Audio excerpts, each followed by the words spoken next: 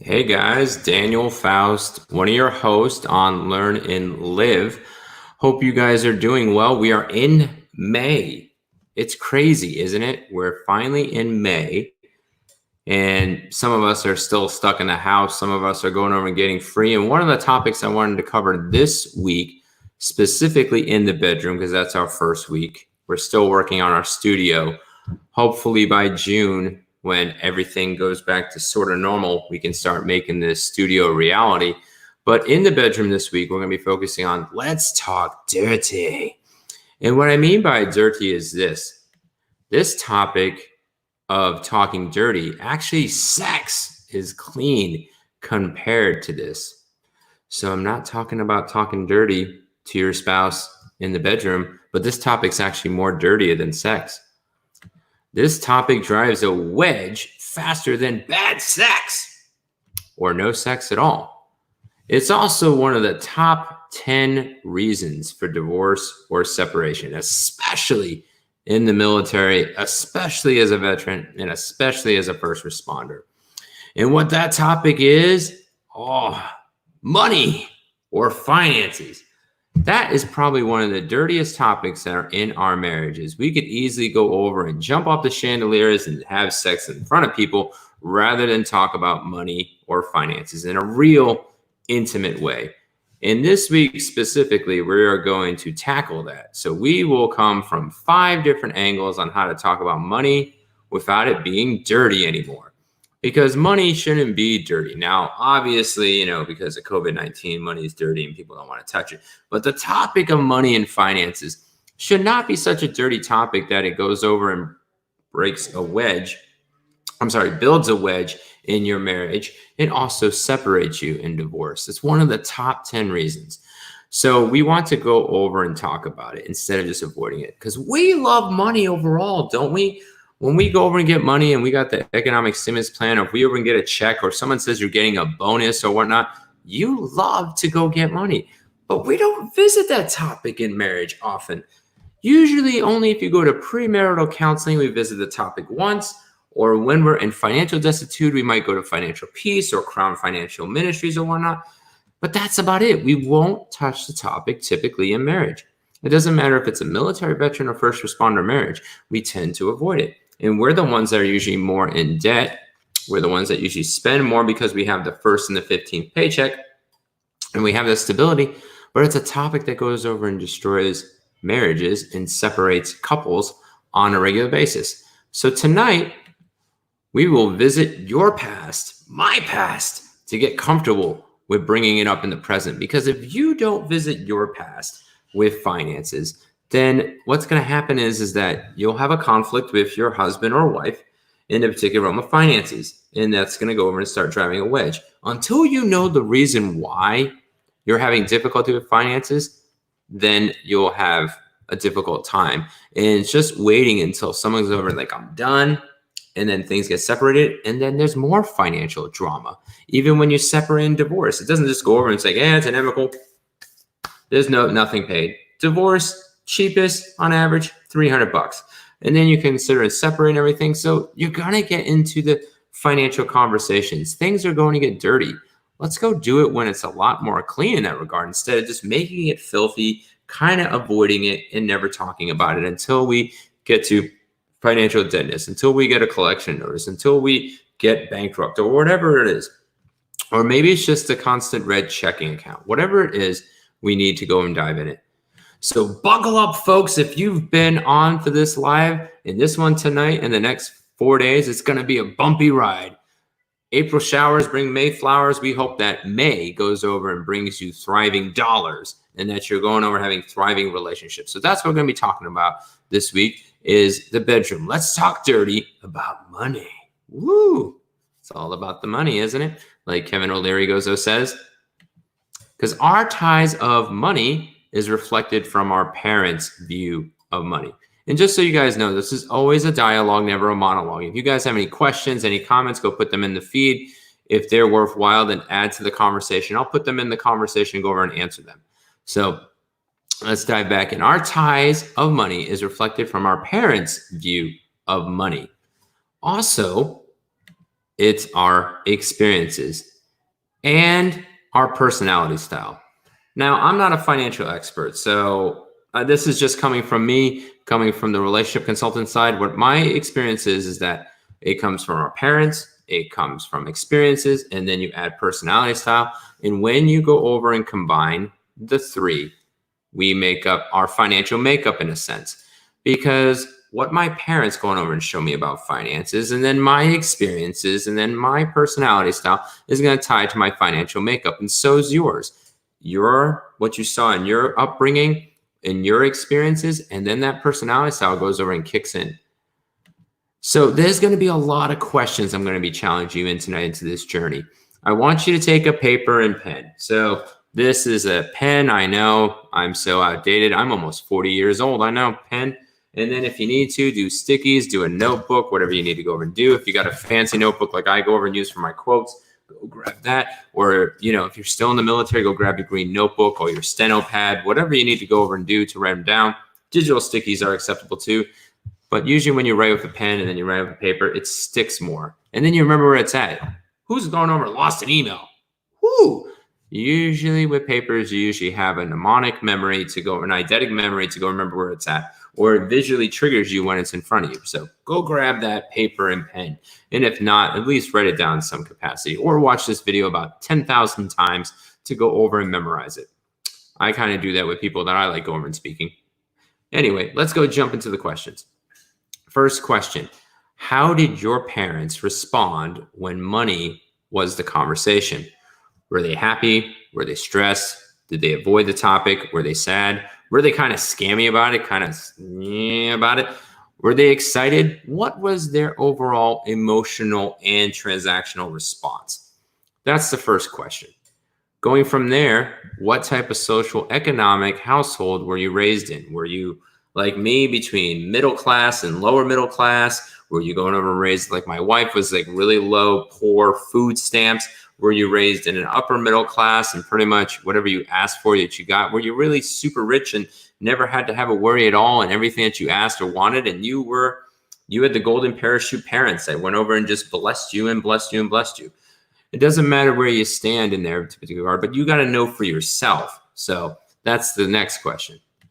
Next question is, did you get any financial lessons or a financial lesson or lessons or experiences taught by your family? Did they actually sit you down, do a whiteboard, maybe do some experiments?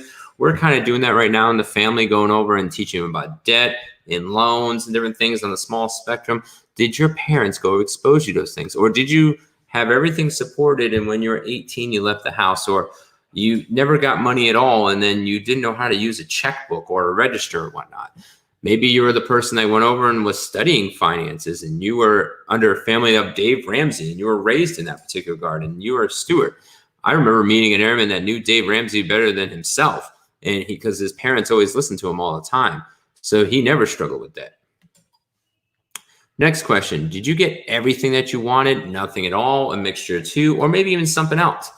When you made requests and said, hey, like my kids, like I want an LOL doll, or I want a snack from the Shopette or the BX, and for civilians, Shopette is like a little like gas convenience store and a BX is more like a department store. So did you go over and when you asked those requests, did you get what you wanted? Nothing at all. And did you have to earn the money? Did you go over and, have your own cash so you didn't even have to ask? So what happened when you asked for things? Christmas time, holidays, special occasions, those types of things.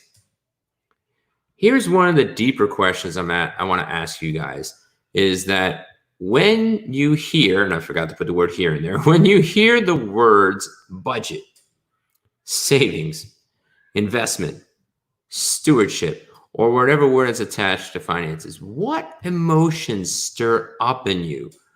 Do you feel stress? Do you feel anxiety? Do you feel passion? Do you feel love? What emotions do you go over and feel? Just like when you talk dirty words in the bedroom, there's certain words that turn you on and there's certain words that turn you off. It's the same thing with money. Some people think budget like, ugh. Other people think budget like, yeah. You get that little, vibe. So what emotions stir up in you when you're going over and hearing these words or other money words? Next one is, are you a saver or a spender? We're actually going to expand on it in one of the days this week of trying to figure out, why am I a saver? Why am I a spender? You know, we're going to talk a little bit about the personality styles and go over and figure out where you sit at, you know, naturally. Because the personality style does kick in, like we talked about. It's your parents, the personality style, and your experiences combined. You might have became a saver out of fear, and you're naturally probably a spender, and or vice versa, that you became a spender out of impulse to deal with other emotional issues, and you were naturally a saver. You know, so which one do you go stand at? We're, again, different seasons for different things, but what is your natural inclination when someone mailed you a card for Christmas and you get $20? Are you putting that in your savings, in your piggy bank? Or like what my daughter Hope does, she has a little like plastic container she puts all her money in. She loves to go over and save. My daughter Faith, rains of spend. Next one. Was your money experiences as a kid tied to good memories or bad memories? Because we all have money experiences. I remember every time that I got an envelope for Christmas or birthday or whatnot, it was a great experience. Going over and finding change in the laundry machine or dollar bills. Sometimes that was good, sometimes that was bad. Allowance wasn't good for me, it was bad. So what is your money experiences tied to a kid? You know, were they good? Were they bad? That type of thing. And I got a couple more questions, and then I'm going to share my personal story on how this all ties together. Is money a taboo for you to talk about? Like, was it a taboo now to go talk about? Like, if you went to your spouse or went to a friend or whoever, and then we're talking about the bedroom specifically, but I'm just saying in general, if somebody talks about money, like, hey, how much do you make an hour? Does that like flare you up? Or you're like, yeah, you know, I'm in the government. You know exactly what I'm going to make, you know. So is it a good thing? Is it a bad thing? Is it a taboo in your life? You know, because overall, these questions need to be answered for yourself before you begin the conversations in the bedroom. I'm going to say this again. These questions need to, heart, mind, everything else need to be answered for yourself before you bring this dirty conversation into the bedroom. Because if you don't have solid answers of why you do what you do in the financial world, of how you go over and pay bills, how you go over and maybe not pay bills, how you go over and spend on your personal likes and desires, and how you don't go spend on your personal likes and desires, whatever it is, you need to start having those conversations for yourself, with yourself, before you bring the conversations to the bedroom. Because if you don't understand yourself, you won't know why you go over and respond. And then when they go over and share and be vulnerable in those particular situations, you might viscerally react, and then they don't go over and feel safe. So you got to understand these questions. These are just some questions that I just came up with the topic. They're not published. They're not in a book. I didn't go over and grab them from Great Financial. I'm just seeing from my own marriage in here is questions that I'm asking myself, that I'm challenging you guys as you guys are going and watching in this transformation from war hero to superhero. And I'm going to share you my personal story with this regard. So for me, I was as a kid going over and raise money, I was a spender. Oh yeah, I was a spender. Anytime I came, it went out of my pocket real quick. I love to go over and to earn it, but I love to go over and spend it faster than I earned. I got an allowance, and when it became to that from the parents, I'm like, it was promised, but not always received well. One thing or another would go over and happen. I had allowance I was owed, and it's still to this day, that's like, hey, it never happened. I had to wash from that emotionally, from that guard and transactionally, but that didn't happen. And for me, the spending continued. When I went over and got a job at 16 at a grocery store, I went from like earning $1.50 to $2 a week and the basic needs supported, to earning between $150 and $350 a week at a grocery store. And this was back in 1997 to basically 2000. I was only earning $5.25 an hour. That's it. I got my savings account for the first time. I went over and had to cash those old paper checks and whatnot, different thing. And the check ledger for me was just something fancy to have. I really didn't go over and track it. I bounced so many transactions, it was ridiculous. And I even bounced a quarter once. I literally had a quarter bounce, and it was $29 at the time.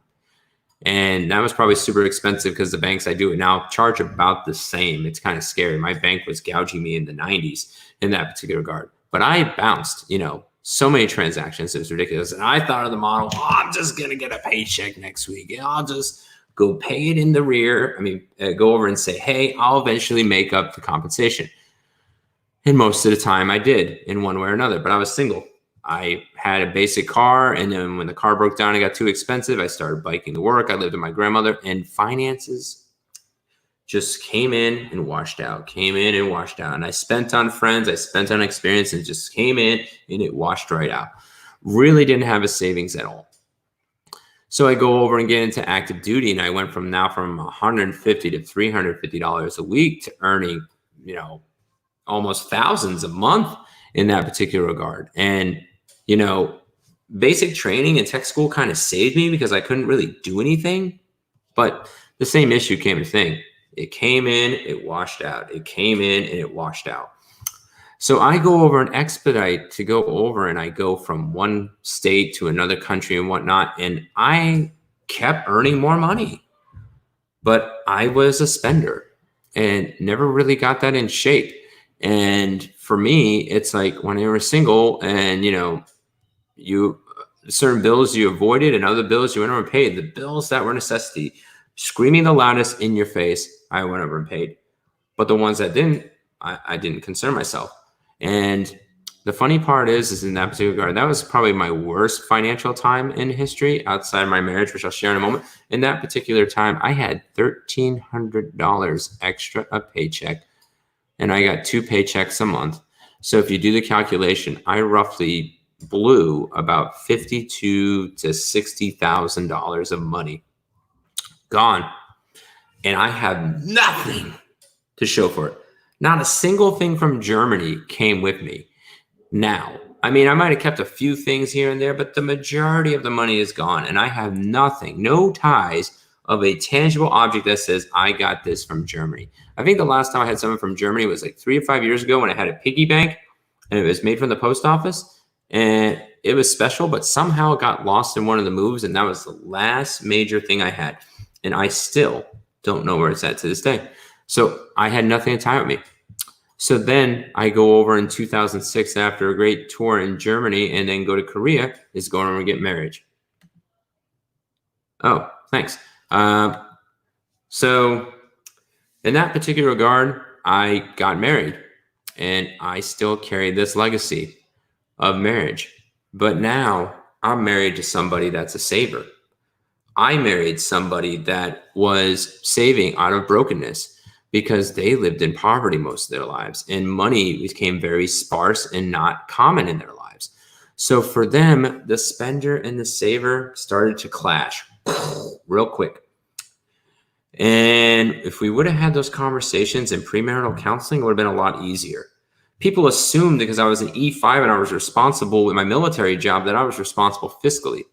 I wasn't. I was just never irresponsible with the major things, but I kept doing it. I would go negative, not keep track, not have a budget and those particular things. Even as simple as a sticky, I didn't even write it down. I just made my assumptions on what my bills were, and that's it. I did have savings out of a TSP, which is a thrift savings plan. It's a military 401k. I did that because it was automatic and got taken away. I didn't consciously go over and say I was going to save that money. That was probably the only savings I had when I got out of the military. It pretty much was. And then I got, I think, something else. I got like a severance. But I literally was tearing my marriage apart from paycheck to paycheck. I would bless her with certain things. And when we had a lot of money, my attitude was good. When we had a little money, we went negative, it was bad. And then I would tie that back into my wife, not physically, but I mean, mentally and emotionally and whatnot. And I would covertly manipulate the situation to make it look like everything's okay. And then really dumb it upon. And I was verbal scum during that time. My words would tear and go over and destroy and make everything look great. I would be in the cycle of abuse in a sense. So my finances dictated on who I was. Great finances, great day. Bad finances, bad day.